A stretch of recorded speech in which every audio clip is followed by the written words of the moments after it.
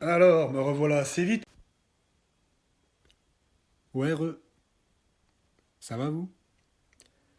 Allez, on va pas s'attarder trop longtemps dans une introduction, puisque de toute façon, vu mes notes en géopolitique, je ne suis pas le meilleur en développement structuré avec accroche. Je suis El Mehdi, votre humble serviteur, et comme vous l'aurez vu dans le titre, vous regardez ma vidéo sur l'insécurité. Est-ce que tu penses qu'il y a de l'insécurité en France? Bien sûr. Ouais. Ça se Ouais. manifeste sous quelle forme? Violence, vol, vol à l'arraché. Surtout sur Paris. Beaucoup. Beaucoup. Ouais. On Même a moi. déjà fait les frais? Ouais. Je me suis fait piquer mes papiers, 300 euros. Les élections présidentielles approchent à grands pas. Et même si mon public est certainement constitué de la génération la plus débile que la Terre n'ait jamais vue, je suis sûr que même vous, vous avez eu écho de certains extraits des candidats défendant leur programme.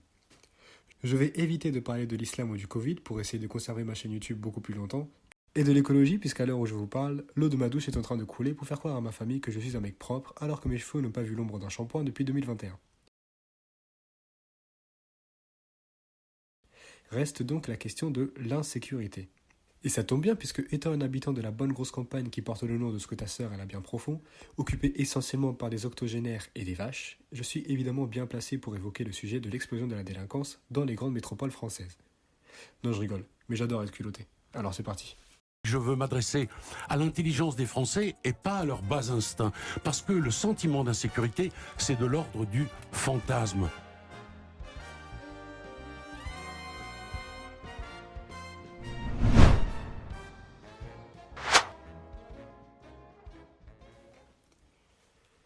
L'ordre du fantasme. Bon bah du coup tout va bien. C'est juste de la paranoïa en fait. Autant pour moi. Sacré Dupond-Moretti. Il a vraiment le don pour analyser le peuple français et... Que nenni! C'est qu'il est de mauvaise foi notre garde des Sceaux. Ou alors il est juste un peu débile. Voyons ce qu'en pense le peuple alors. J'ai déjà été agressée 3 fois, alors je sais ce que c'est. Hein. De la drague lourde. Ouais, de la drague lourde, qui se frotte, moi ça m'est déjà Il arrivé. y avait un jeune homme qui s'est mis devant moi et qui a commencé à jouer avec son machin.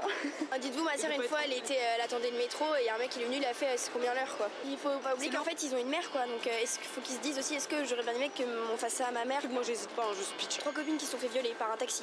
Donc on rentre en taxi parce qu'on a peur de rentrer à pied. Au final on se fait violer par le mec qui fait taxi quoi. Il y a un ami qui est fonctionnaire de police. Ils l'ont tabassé presque à mort dans les transports. On me vole, j'ai peur qu'on me touche. Je crois que j'ai peur de tout en fait finalement. Je lui ai déjà dit clairement que passer minuit c'est un VTC quoi, un Uber. T'as déjà proposé de la drogue l'heure du Nord? Évidemment. Bon, apparemment, les Français ne sont pas très rassurés, que ce soit dans les transports publics ou dans les grandes villes.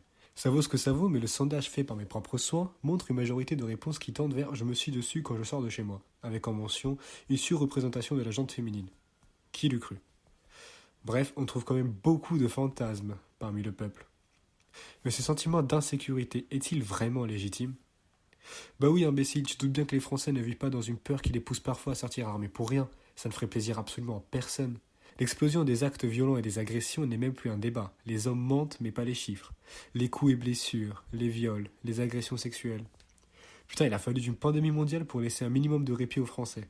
Et encore, j'ai eu la flemme de chercher les stats de violence à domicile pendant cette période. Nantes, qui était une ville considérée comme pacifique il y a 5 ans, est devenue l'une des 3 plus dangereuses avec un taré qui a d'expérience à faire avec un tournevis et le torse des gens qu'il croise par hasard, et un pédophile qui glisse ses mains dans des sous-vêtements de gosse par accident. Plus on avance et plus El Famoso fantasme devient une réalité que le gouvernement cherche à éviter. N'est-ce pas, Eric?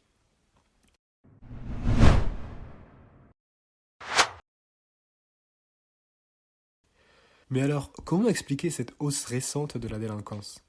Qui sont les auteurs de cette situation épouvantable?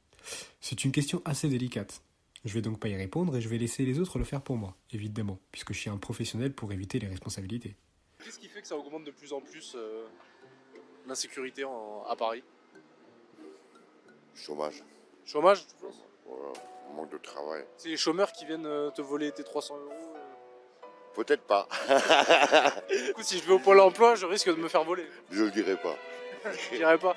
Parce que je suis pas raciste. Pour le coup, je ne suis pas raciste non plus. Et de toute façon, j'ai un totem d'immunité assez important, puisque en étant arabe, on va difficilement pouvoir me traiter de xénophobe, n'est-ce pas? Donc, pour éviter de me retrouver à expliquer ma vidéo au poste de police demain matin à 4h du mat, je vais poursuivre mon explication avec un exemple créé de nulle part. Supposons que vous vivez au Brésil et que dans le monde, il y a une crise de pauvreté dans l'Amérique du Nord et une guerre en Europe de l'Ouest. C'est la guerre. Donc vous êtes brésilien et le gouvernement décide d'ouvrir les portes pour aider les plus en difficulté. Vous vous retrouvez donc avec des Américains, des Canadiens, des Italiens, des Espagnols, des Suédois dans tous les coins. Ces différents groupes, avec un sentiment nostalgique, vont se rassembler au même endroit. Pourquoi se mélanger avec les autres réfugiés? Autant rester avec ceux de mon pays, vu que c'est sûrement eux qui me comprennent le mieux. Évidemment, 90% de ces gens-là n'ont pas d'argent, vu qu'ils viennent d'un pays en crise. Parmi ces 90%, certains vont choisir la facilité. Les délits ne demandent aucun diplôme. Les vols apparaissent, les tapages, les Italiens et les Canadiens entrent en conflit à cause d'un trafic de drogue. Et avec tout ça, la frustration s'accumule. Et on retrouve certains Espagnols qui se mettent à 4 pour profiter d'une jeune fille qui prenait le métro pour aller réconforter Sarah, qui vient de se faire larguer par Rodrigo. Les Suédois, quant à eux, préfèrent siffler et suivre de près ces mêmes filles. Vous avez suivi la logique, j'imagine. Revenons à notre belle réalité. Oui, la migration peut expliquer la montée de la délinquance, et ce n'est pas un hasard. Les facteurs de criminalité sont nombreux. Et parmi cette liste, on retrouve la pauvreté et le communautarisme. Toujours pour éviter les amalgames, on n'a qu'à prendre l'exemple de la mafia italienne aux États-Unis, qui était constituée uniquement de migrants italiens venant de la même région. Bref, la couleur de peau, l'origine, la culture ou même la religion, tout ceci n'est pas une réponse à l'insécurité. Je n'accuse donc pas un peuple à cause de son peuple, mais j'accuse un peuple responsable de certaines prises de liberté à cause de ses situations économiques et sociales. Benjamin Constant disait d'ailleurs « Tout est moral chez les individus, tout est physique dans les masses ». Voilà qui met fin à notre belle analyse de la délinquance en France. J'espère pour le moins avoir été clair. Et si c'est le cas, n'hésitez surtout pas à transmettre cette vidéo à vos amis. Si vous n'êtes pas d'accord, je suis ouvert à toute discussion. De toute façon, vous n'arriverez pas à me prouver que j'ai tort. Pour ma part, je retourne me cacher en espérant que ma chaîne soit toujours en vie à mon réveil, même si le contraire ne serait même pas étonnant, parce que comme disait Sébastien Champfort, en France, on laisse en repos ceux qui mettent le feu et on persécute ceux qui sentent le tocsin. Ciao.